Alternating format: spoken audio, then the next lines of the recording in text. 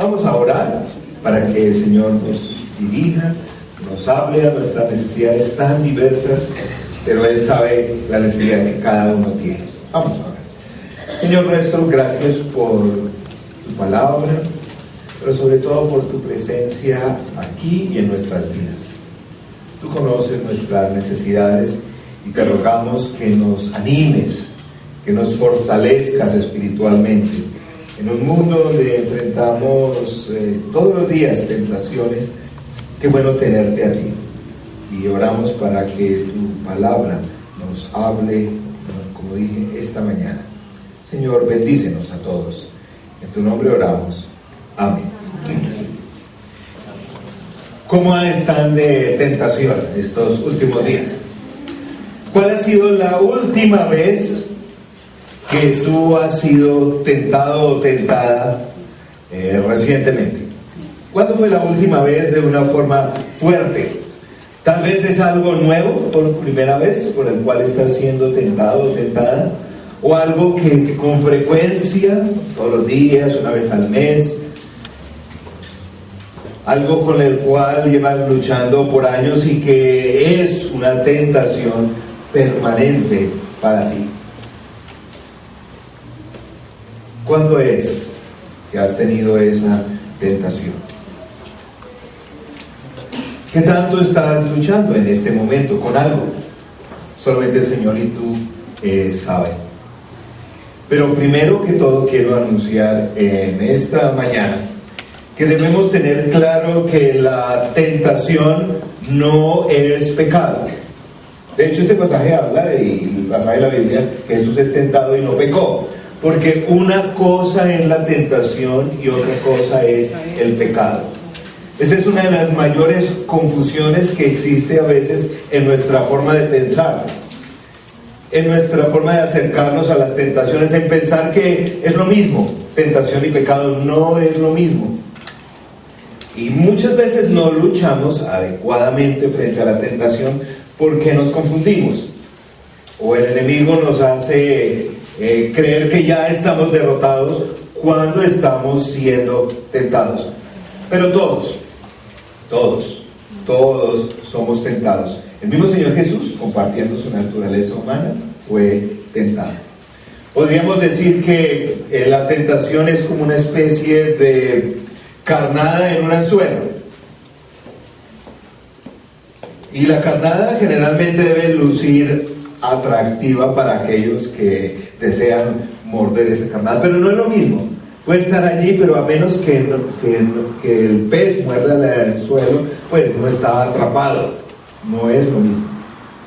Y hay muchos tipos de anzuelos, ¿cierto? Y son cosas en general buenas, pero de alguna forma está allí la tentación detrás. Puede ser la comida, el sexo, la fama, el dinero, el poder, la gloria, el novio, la novia, el esposo, la esposa, la seguridad, la comodidad, lo que sea. Y es que generalmente viene presentado en una forma agradable, ¿cierto? Pocas veces, mejor dicho, creo que nunca, el diablo presenta la tentación de la siguiente forma: mire, si tú haces eso, te va a garantizar un divorcio horrible. Si tú haces eso, te vas a convertir en una persona obesa, que vas a sufrir de colesterol, vas a tener un infarto. Generalmente no lo presenta así. Si tú consumes esta sustancia, vas a estar esclavizado por vida por esa sustancia, vas a perder todo lo que tienes, inclusive tu familia. Generalmente así no es presentada la tentación, sino de una forma como una especie de carnada que nos quiere, detrás allí vamos a ser atrapados. Voy a leer nuevamente el pasaje que nos ocupa en esta mañana, en la versión de Lucas. Hay varios evangelios que narran este hecho. Lucas capítulo 4, versos 1 al 13. Lo pueden buscar en sus materiales, en sus Biblias, o también en las pantallas lo pueden leer. Dice así, Lucas capítulo 4, versos 1 al 13. Jesús, lleno del Espíritu Santo, volvió del Jordán y fue llevado por el Espíritu al desierto. Allí estuvo 40 días y fue tentado por el diablo. No comió nada durante esos días, pasados los cuales tuvo hambre. Si eres el Hijo de Dios, le propuso el diablo, dile a esta piedra que se convierta en pan. Jesús le respondió, escrito está, no solo de pan vive el hombre. Entonces el diablo lo llevó a un lugar alto y le mostró en un instante todos los reinos del mundo. Sobre estos reinos y todo su esplendor le dijo, te daré la autoridad porque a mí me ha sido entregada y puedo dársela a quien yo quiera. Así que si me adoras, todo será tuyo. Jesús le contestó, escrito está, adora al Señor tu Dios y sírvele solamente a Él. El diablo lo llevó luego a Jerusalén e hizo que se pusiera de pie en la parte más alta del templo y le dijo, si eres el Hijo de Dios, tírate de aquí, pues escrito está, ordenará que sus ángeles te cuiden, te sostendrá en sus manos para que no tropieces con piedra alguna. También está escrito, no pongas a prueba al Señor tu Dios, le replicó Jesús. Así que el diablo, habiendo agotado todo su recurso de tentación, lo dejó hasta otra oportunidad. Con respecto a este pasaje, desde el punto de vista de la reflexión teológica, hay varias preguntas que tal vez te han hecho, o si no debes hacerte con respecto a este pasaje.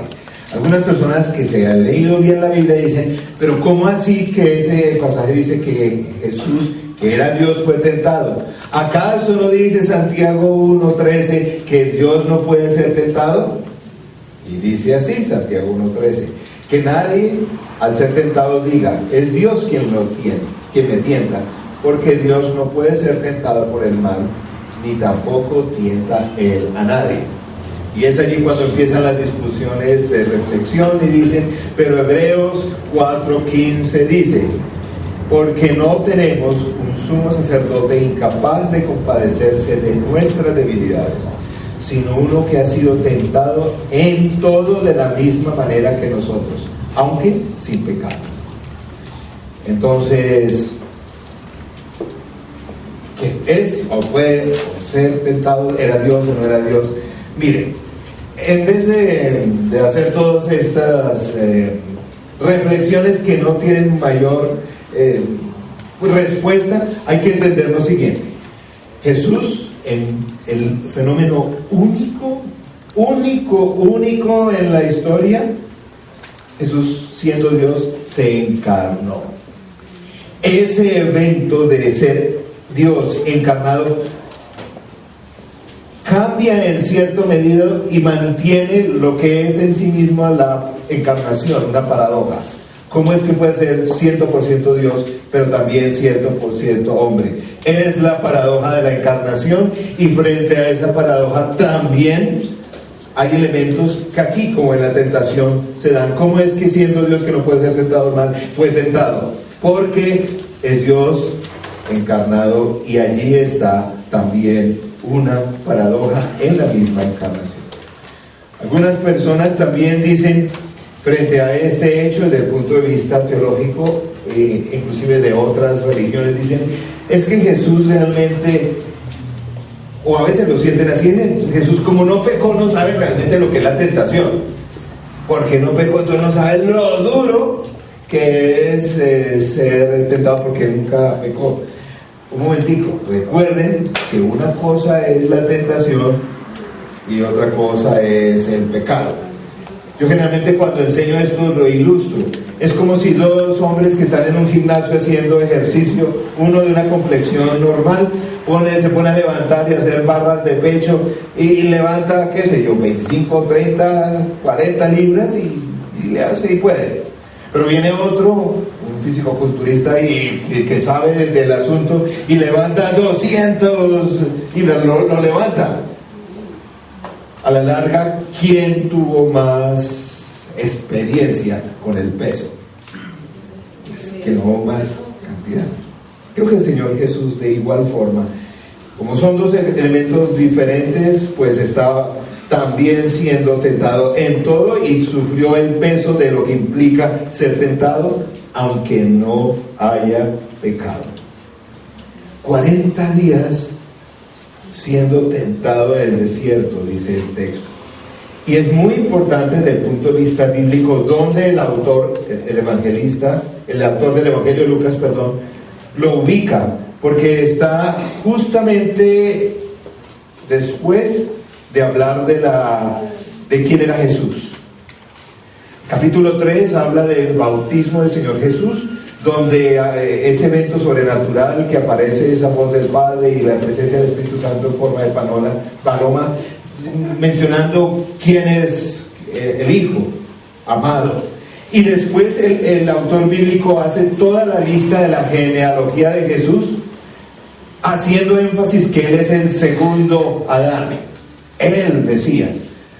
Este texto está ahí para ratificar eso, que Jesús fue tentado, pero no pasó como en el primer Adán, que falló, que pecó, sino en este caso Jesús salió victorioso, ratificando una vez más que Él es el Mesías.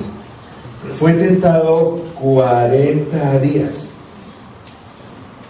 Y es impresionante que al final de ese periodo el diablo ataca con mayor fuerza y ataca a algo que desde ya podemos aprender de ese texto.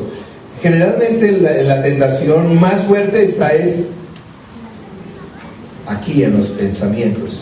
Tiene que ver con elementos más que el elemento objetivo ahí, es esa tentación allí a los pensamientos. A propósito, hay que tener cuidado con decir, bueno, voy a hacer esa experiencia de ayunar por 40 días. Pues primero te animo a que vayas poquito a poco. Ojo, y primero consulta al médico cuando se meten en ayunos y todo eso, porque no hay que dar los 2 días del patatús y todo eso, porque hay que prepararse emocional y físicamente. Además, el Señor Jesús fue preparado para eso, tuvo experiencia. Además, era un hombre joven, fuerte, sano. No era el típico tipo que está detrás de un computador toda la semana, no. Él era que caminaba mucho, hacía mucho ejercicio, estaba físicamente preparado, pero aún así, en momentos extremos, fue tentado. Vamos a ver entonces, en el día de hoy, ¿qué podemos aprender en tu lucha con la tentación? ¿Qué podemos aprender de lo que Jesús hizo en aquel entonces? Creo que somos tentados de forma diferente, porque no somos Jesús, pero sí tenemos su presencia, y creo que podemos aprender algunas cosas. Primera tentación, versos 3 y 4 dice: si eres el Hijo de Dios, le propuso el diablo, dile a esta piedra que se convierta en pan. Jesús le respondió: escrito está, no solo de pan vive el hombre. Aquí es interesante revisar cuál fue la tentación.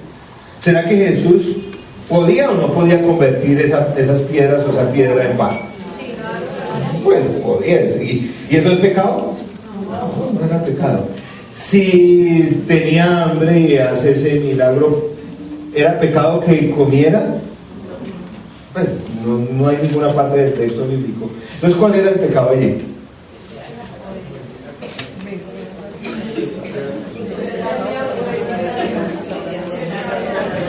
Pues 2 cosas. En primer lugar, hacerle caso al Satanás. Era obedecer, no era en sí mismo lo que estaba proponiendo, pero era obedecer. Y más aún, lo que Satanás estaba intentando que Jesús se cuestionara era acerca de su identidad. Recuerden, todo el capítulo 3 está enfatizando que Jesús es el Hijo de Dios, que es el Mesías esperado. Aquí la tentación del enemigo va directo, no solamente en todo, está directamente frente a su identidad, porque es que la identidad marca nuestro comportamiento. Y creo que el diablo hace lo mismo con cada uno de nosotros. En este caso, a Jesús le dijo, si eres el Hijo de Dios. Es como, ¿será que sí? Porque realmente si nos consideramos que somos víctimas, actuamos como víctimas. Aunque no sea verdad, pero lo creemos, eso nos transforma nuestra forma de vivir. Y miren, frente a la lucha de la tentación, uno de los principales problemas que tú y yo tenemos y que Satanás sigue cuestionando es tu identidad en Cristo. Y dice, pero sí, ¿será que sí eres la hija o hijo de Dios? ¿Realmente sí tienes la presencia del Espíritu Santo? Y allí viene el cuestionamiento. Y nosotros empezamos a dudar de quién somos en Cristo. Y sobre todo frente a la tentación, decimos, uy, no, pero es que, y eso lo escucha uno normalmente hablando entre nosotros, uy, no, pero es que, ¿qué es lo que yo escucho siempre y a veces quiero yo mismo decir? No, pero es que pues somos humanos, somos de carne y hueso, y es que la tentación, y eso es duro. A ver, nos dice el Señor, ahí el enemigo ya está tentándonos, porque sí es cierto, tenemos una naturaleza, somos humanos, no hemos dejado de ser humanos, pero en Cristo hemos o no nacido de nuevo. Tenemos o no la fortaleza del Espíritu Santo. Ya nuestra naturaleza no es para muerte eterna, sino para vida eterna. ¿Somos o no transformados al aceptar a Jesús? ¿Sí o no? Y por eso es que el enemigo empieza también de la misma forma, tratando de afectar nuestra identidad. Obviamente dudamos de cosas como el amor de Dios, del perdón de Dios, de la santidad de Dios, y allí el enemigo pues nos hace más débiles. Otra cosa que aprendemos de ese pasaje y de todos, de la tentación, es la importancia de la palabra. Porque no es con fuerza de voluntad que Jesús, sino es con la palabra. Y es simplemente, aquí quiero enfatizar eso. Si la única dosis, digamos, de palabra que nosotros tenemos para enfrentar la tentación de toda la semana es esto que escuchan aquí, pues están fregados. Porque es muy poquito. Necesitamos memorizar, meditar en la palabra. Bueno, está muy bien que estén aquí, es de fortaleza, salimos animados, salimos con ideas, fijamos cosas, pero eso no es suficiente. Y es que a veces igual nos enfrentamos a las tentaciones, a los problemas de toda la semana muy mal preparados. La necesidad de estar firmes en la palabra. Y otra cosa que menciona ahí el pasaje indirectamente es que a veces inclusive se nos dice, no, resiste al enemigo y lanza el versículo y ya, listo, Satanás se va. Aquí el texto, el Señor le respondió bien, fuerte, duro, y se fue. ¿Qué hace? Cambia entonces el anzuelo, pero sigue ahí, no es tan fácil deshacerse del enemigo. Veamos la segunda tentación, versos 5 al 8, dice: entonces el diablo lo llevó a un lugar alto y le mostró en un instante todos los reinos del mundo. Sobre estos reinos y todo su esplendor le dijo: te daré la autoridad, porque a mí me ha sido entregada y puedo dársela a quien yo quiera. Así que si me adoras, todo será tuyo. Jesús le contestó: escrito está, adora al Señor tu Dios y sirve solamente a Él. Muy bien. Aquí, ¿cuál es el problema de la tentación? Cambiar nuestro objeto de adoración. Y también estaba diciendo mentiras, como así que él tiene los reinos son de él, tiene la autoridad de entregar, la autoridad no es de él. ¿Saben? En el día de hoy tenemos la misma tentación, porque Satanás, en ese momento es el gran predicador de la prosperidad. Y hoy estamos llenos en la televisión, en todos los medios de comunicación, de predicaciones sobre prosperidad, que no es otra cosa que lo mismo. Y encontramos a toda esta predicación que creo que Satanás está utilizando para lo mismo. Si tú eres hijo de Dios, mereces más, una mejor casa, a ver, no hay problema en tener una bonita casa, un buen carro, un buen trabajo, ese no es problema. Pero el problema es lo que se quiere ofrecer. Si tú eres realmente cristiano y eres el hijo de Dios, pues mereces lo mejor, vivir como el rey, como el hijo del rey, etcétera, etcétera. Y toda la retahíla que viene en la predicación de la prosperidad. Entonces la pregunta está, en muchos grupos cristianos, las iglesias están llenas de ¿quién? ¿De personas redimidas o que están buscando qué?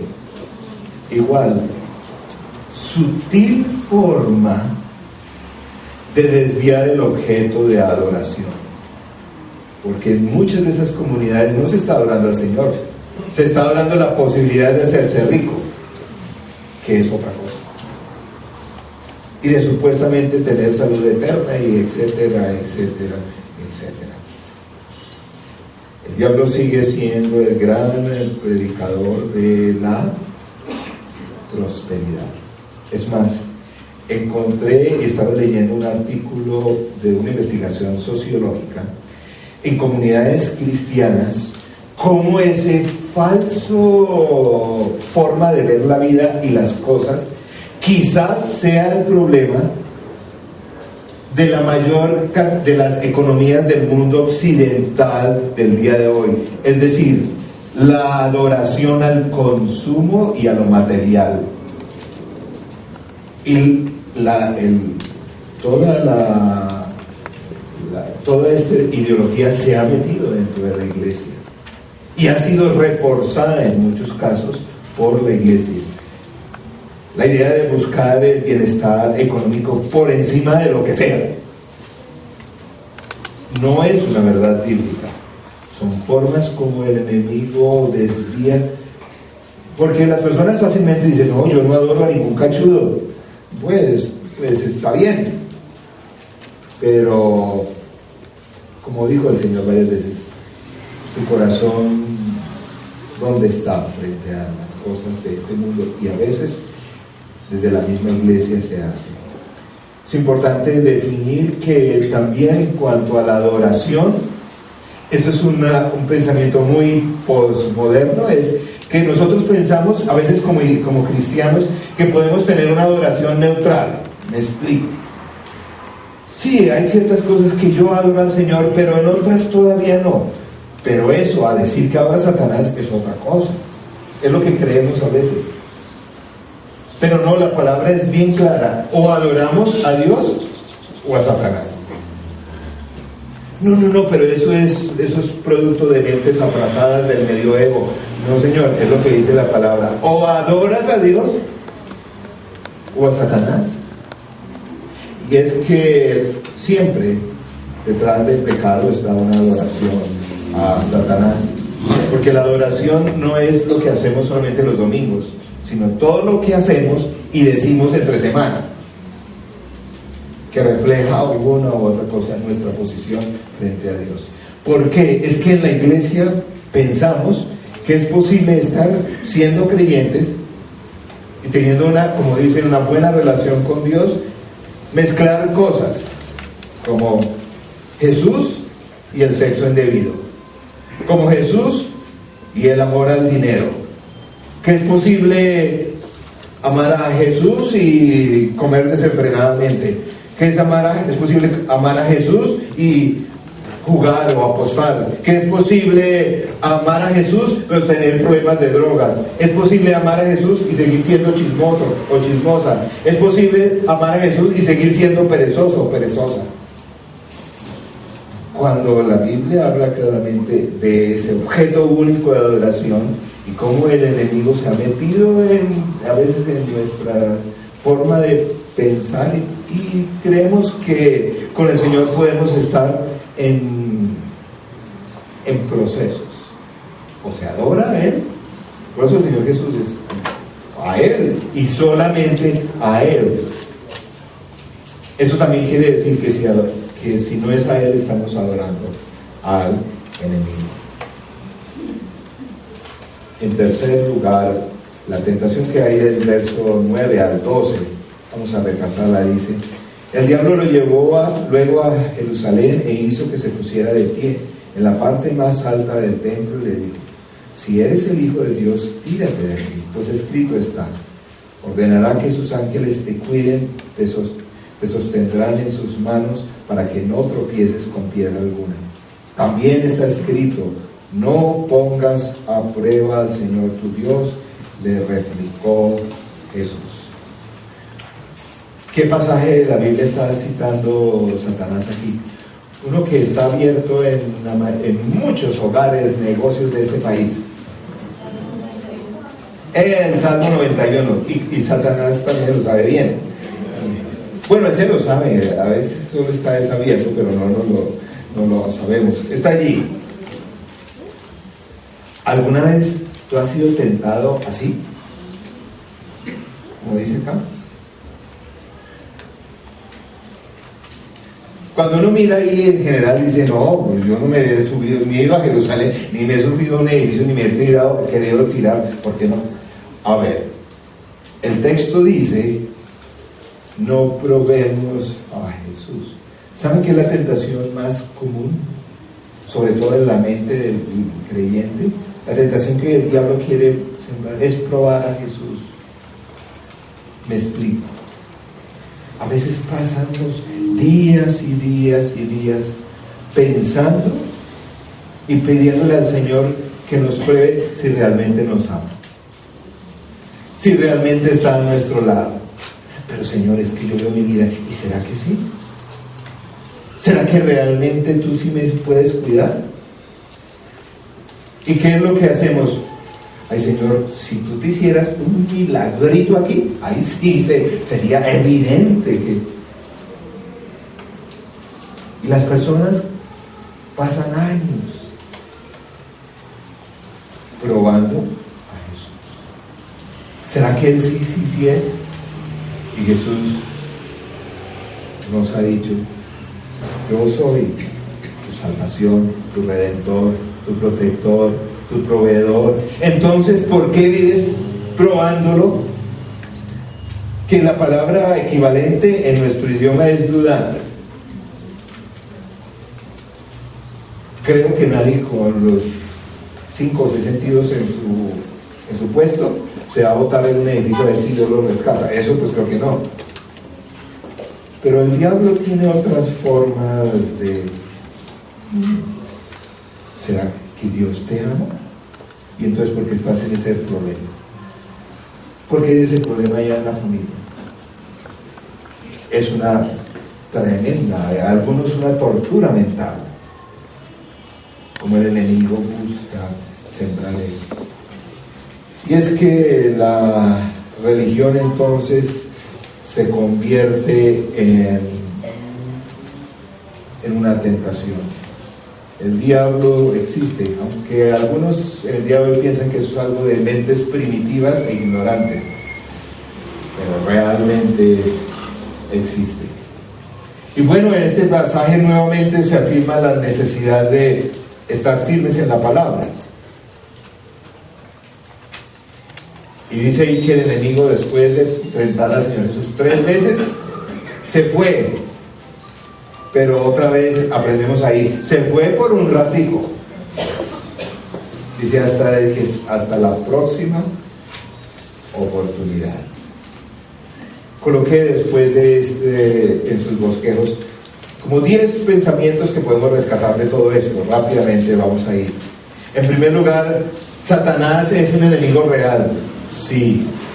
Por más que vivas en lo máximo de tecnología, en el mundo más glamoroso y lo más próspero, Satanás es un enemigo real. No es producto de mentes atrasadas que se quedaron en el medioevo, es un enemigo real. Aquí no vivimos predicando esto, pero es una realidad. Creo que hay que hablar más de Jesús que de Él, pero es una realidad. En segundo lugar, Satanás siempre nos obra cuando nosotros estamos débiles. ¿Qué muestra este pasaje? Fue al final cuando atacó más duro, cuando el Señor Jesús estaba más débil, con hambre, exacto. Y es así una realidad. El Señor Jesús ataca cuando tenemos hambre. Si no, Satanás. Si no, miren, por ejemplo, un caso de cuando estamos queriendo cambiar nuestra rutina de alimentos. Cuando por alguna razón de salud o lo que sea queremos cambiar la alimentación. ¿Qué pasa cuando estamos cambiando nuestra alimentación y entonces se nos pasó a almorzar? Tuvimos tanto trabajo que tampoco tomamos 11 y llegamos a la casa a las 8 de la noche cansados y hambrientos. ¿Qué hacemos?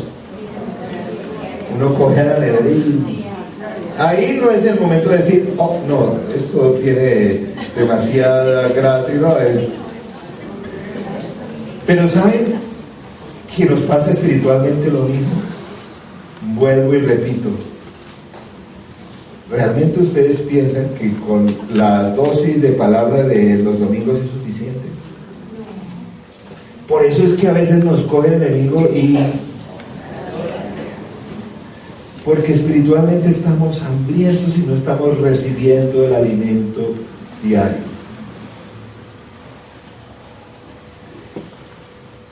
Sobre todo nos coge también cuando estamos cansados. No sé si te has dado cuenta, pero los seres humanos tenemos carne y hueso y nos cansamos. Y somos espirituales, emocionales, pero por eso el cansancio es una de las enfermedades más graves del día de hoy, espiritualmente hablando. Todo el mundo vive cansado. Aquí hay unos cuantos que se han dormido desde que nos sentamos. Yo no sé si no durmieron o están cansados toda la semana, entonces vienen aquí a dormir. Entonces, ¿se afecta o no espiritualmente si uno se duerme todo el sermón? Pues, Dios tiene gracia y misericordia, pero pues, ¿cierto? ¿O no ocurre cuando uno llega a las 10 de la noche cansado a la casa y entonces como que quiere descansar y se echa frente al sofá y al televisor y lo prende para descansar, ¿cierto? Y empieza a pasar canales y empiezan a pasar ciertas películas. Cierto que ahí uno no está como, yo he hecho un pacto con mis ojos y no sé qué, no olvides, ya uno está ahí muerto, ya está cogido. Estar cansado es un momento peligroso espiritualmente hablando. Y más si llegamos a la casa cansados y entonces nos encerramos en el estudio y vamos a ver qué hay en internet. No, pues el enemigo a veces sabe que ahí es cuando estamos, ¿sí o no? Cuando, como dicen ahora las mamitas, aquí tenemos una muy juiciosa. Y los papitos tienen bebés. Con el trabajo, el agite diario, vivir, y más de ese chino que berrea toda la noche y no deja dormir. ¿Sí o no? Vienen las peleas. Y eso se mete en las peloteras entre los esposos y sale el esposo bravísimo de la casa porque no lo consienten, porque la esposa no está pendiente. ¿Y para dónde cogen? Bueno. ¿Cómo no?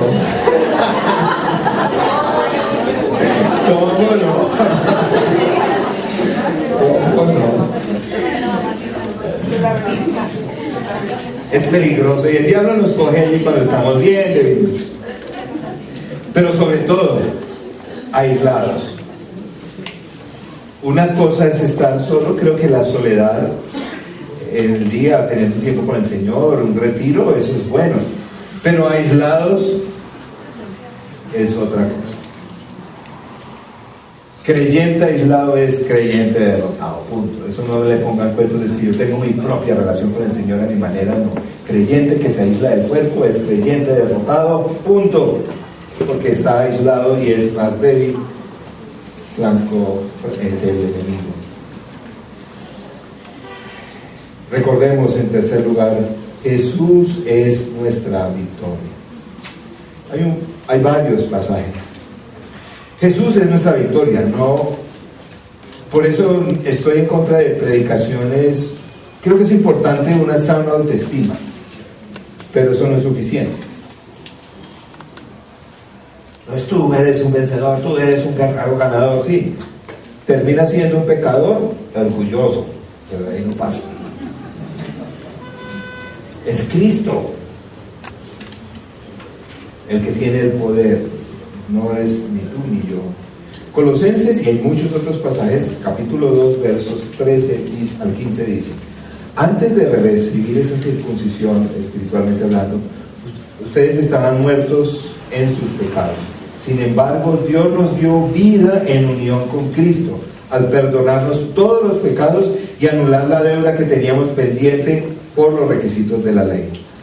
Él anuló esta deuda que nos era adversa clavándola en la cruz. Desarmó a los poderes y a las potestades y por medio de Cristo los humilló en público al exhibirlos en un desfile triunfal. Es Cristo nuestra victoria. Y en este sentido quiero aclarar un término que confundimos como cristianos.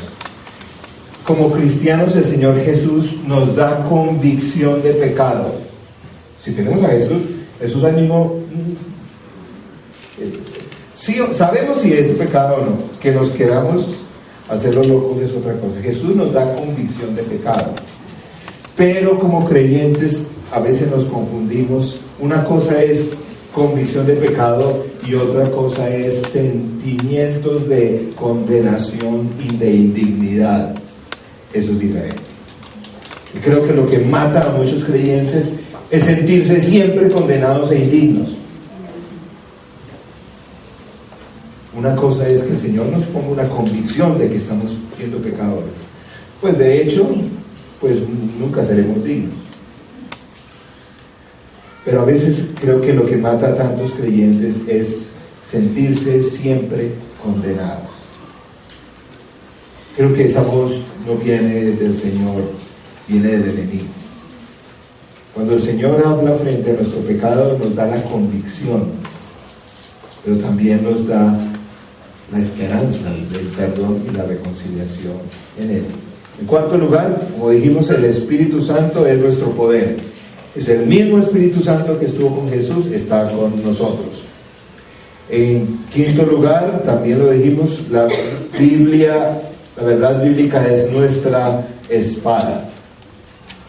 En sexto lugar, Cristo es nuestra identidad. No importa lo que hayas hecho, lo que te hayan hecho a ti, porque el problema a veces es lo que te hayan hecho a ti. Lo que ahora importa es lo que Cristo hace y está haciendo en ti. ¿Quién eres en Cristo hoy y qué hace Él en tu vida hoy?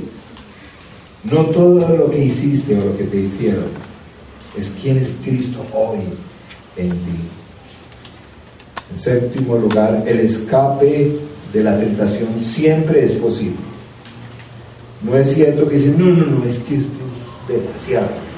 La Biblia habla claro de eso, ¿cierto? 1 Corintios 10, 13 al 14 dice: ustedes no han sufrido ninguna tentación que no sea común al género humano. O sea, no vengamos con el cuento de, uy, Señor Jesús, es que esto sí es, ¿cómo es? Sobrehumano. Esto es, ninguno hemos experimentado ninguna tentación que no sea común a todos los humanos. Dice, pero Dios es fiel y no permitirá que ustedes sean tentados más allá de lo que puedan aguantar. Más bien, cuando llegue la tentación, Él les dará una salida a fin de poder resistir. Él siempre nos da una salida. No tenemos que estar presos de Él. Siempre hay una puerta. Gracias a Dios. Octavo, eventualmente Satanás se aparta. No tenemos tentación todo el tiempo, a toda hora. Eventualmente, si resistimos, Satanás se aparta. En noveno lugar, arrepiéntete si hemos pecado, arrepentirnos y volver a la batalla. No quedarnos postrados ahí. Y como resultado de eso, en décimo lugar, la vida es una lucha de muchas batallas, pero Jesús está siempre contigo. Estás perdido si no tienes a Jesús, eso sí. Pero si tienes a Jesús, Jesús siempre está contigo. Yo no sé la tentación que tú estás enfrentando, pero aquí podemos ver varias cosas. Pero sobre todo, que nuestro Dios tiene provisión para salir. Que en Él no hay condenación. Con Él podemos tener libertad, salidas, puertas, fortalezas. Vamos a orar y vamos a pedir precisamente que el Señor nos recuerde la palabra, nos dé entusiasmo, fe, que le creamos a Él, que realmente Él puede sacarnos de nuestras tentaciones. Vamos a orar.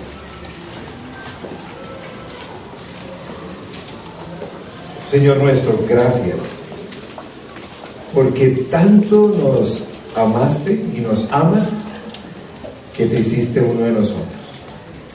Moriste en una cruz, nos salvaste, resucitaste, pero en tu naturaleza permitiste también ser tentado. Señor, eso muestra el Dios que, según la Escritura, no puede ser tentado, permite la tentación para poder acercar al ser humano. Y por eso tú nos dices hoy que Él ha vencido.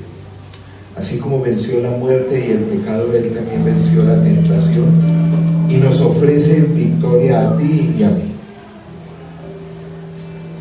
Señor,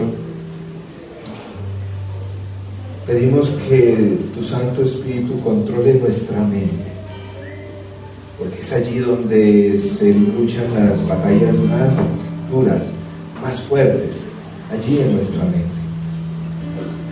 Señor, perdónanos las veces que dudamos de nuestra identidad en ti. Señor, perdona las veces que adoramos a otros o a otras cosas y no a ti. Y cuánto te probamos día a día en medio de nuestra incredulidad y falta de fe. Pero por eso pedimos, como hijos tuyos necesitados, que nos limpies. Reconocemos que tu perdón es total, tu limpieza completa, tu gracia suficiente, tu santidad un don y la eternidad una promesa eterna. Señor, fortalece nuestro ser interior, limpia nuestra mente y libérala de la tentación y coloca en su lugar tu palabra. Que sea ella la que ocupe ese lugar en nuestra mente. Y Señor, a los que estén cansados y afligidos, Señor, que en ti encontremos descanso. Qué bueno que tú eres la fuente de descanso. Señor, sobre todo ayúdanos a fijar que no estamos solos. Creo que nos cuesta tanto a veces enfrentar la tentación porque pensamos que cuando somos tentados tú no estás con nosotros. Y tú sí estás con nosotros si te hemos conocido a ti. Señor, ayúdanos a disfrutar de tu presencia, a afirmarnos en ella y a decirle al enemigo que con tu palabra y con tu autoridad que se aparte de nosotros. Confiamos en ti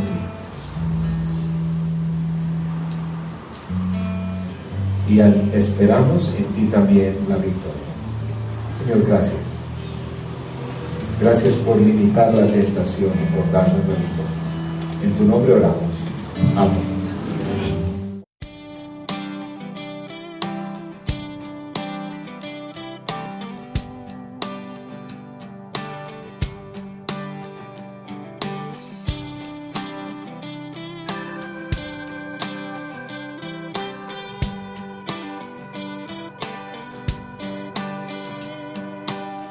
Hoy es el momento de hacer algo de memoria.